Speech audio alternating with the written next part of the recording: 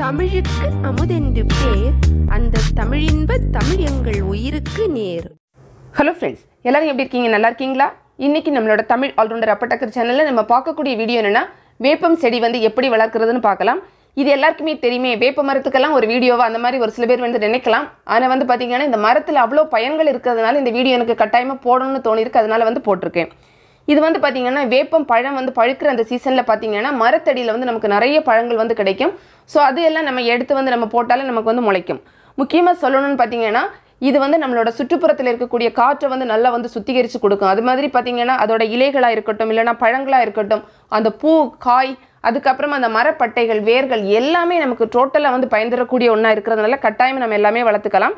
இந்த மாதிரி இந்த பழங்களை எடுத்துக்கிட்டு நம்ம வந்து கையில் வச்சு ப்ரெஸ் பண்ணி எடுத்தோன்னா விதைகள் வந்து உங்களுக்கு தனியாக வந்துடும். இந்த பழங்கள் நீங்கள் சாப்பிட்றதுனா கூட சாப்பிட்டுக்கலாம். இப்போ நம்ம வீடியோவில் காமிக்கிறதுனால சும்மா கையில் வச்சு நான் ப்ரெஸ் பண்ணி அந்த மாதிரி வந்து அந்த பழங்களை தனியாக வந்து எடுத்துக்கிறேன்.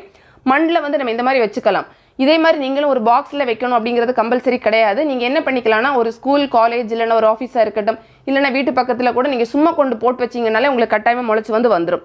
நம்ம இந்த மாதிரி வச்சுக்கிட்டு அதுக்கப்புறம் மண்ணை மூடிட்டு தண்ணி ஊற்றி வச்சோம் அப்படின்னா ஒரு வாரத்துலேருந்து 2 வாரத்தில் நமக்கு கட்டாயம் அந்த செடி வந்து முளைக்க ஆரம்பிச்சிடும்.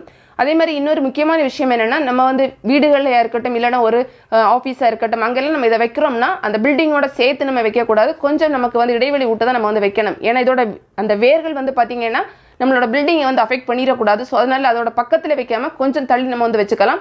ரொம்பவே நமக்கு ஒரு நல்ல நிழல் தரக்கூடியதாக இருக்கும். அதே மாதிரி இதோட பயன்கள் அவ்வளோ நமக்கு இருக்கிறதுனால கட்டாயமாக நீங்கள் எல்லாருமே இதை வந்து செஞ்சுக்கலாம். நம்ம வீட்டு பக்கத்தில் தான் வைக்கணும் அப்படி கிடையாது. உங்கள் பக்கத்தில் ஏதாவது நீங்கள் வந்து ஸ்கூல், காலேஜ், ஆஃபீஸ் அந்த மாதிரிலாம் இருக்குன்னா கூட அங்கே கூட நீங்கள் இந்த மரங்கள் வந்து நட்டு வச்சுக்கலாம். நமக்கு அவ்வளோ பயன் தரக்கூடிய மரம். நமக்கு ஒரு தலைவலி வந்தால் கூட இந்த மரத்தோட இலையை எடுத்து நம்ம அந்த தண்ணியில் போட்டு ஆவி பிடிச்சோம் அப்படின்னா தலைவலியே பறந்தோடி போயிடும் நமக்கு. இந்த மாதிரி இதில் ஏகப்பட்ட பயன்கள் இருக்குது. நம்ம எல்லாருக்குமே தெரிஞ்ச விஷயங்களாக தான் இருக்கும். ஸோ அதுக்கப்புறம் என்ன செஞ்சுக்கலாம்னா, இந்த மாதிரி செடிகள் வந்ததுக்கப்புறம் கொஞ்சம் வளர்ந்ததுக்கப்புறம் நம்ம வந்து தனியாக வந்து அதை எடுத்துகிட்டு எந்த இடத்துல நமக்கு வேணுமோ அந்த இடத்துல நம்ம இந்த செடிகள் வந்து வளர்த்துக்கலாம். ஸோ கட்டாயமாக நீங்களுமே உங்கள் வீட்டில் வந்து இது வந்து ட்ரை பண்ணி பாருங்கள். இந்த வீடியோ நிச்சயமாக உங்களுக்கு வந்து பயனுள்ளதாக இருந்திருக்கும். பிடிச்சிருந்தா லைக் பண்ணுங்கள், உங்களோட ஃப்ரெண்ட்ஸ்க்கு வந்து ஷேர் பண்ணிக்கோங்க. மேலும் பல வகையான பயனுள்ள தகவல்களுக்கு நம்ம தமிழ் ஆல்ரவுண்டர் அப்பட்டக்கர் சேனலை மறக்காமல் சப்ஸ்கிரைப் பண்ணிக்கோங்க. தேங்க்ஸ் ஃபார் வாட்சிங். நன்றி, வணக்கம்.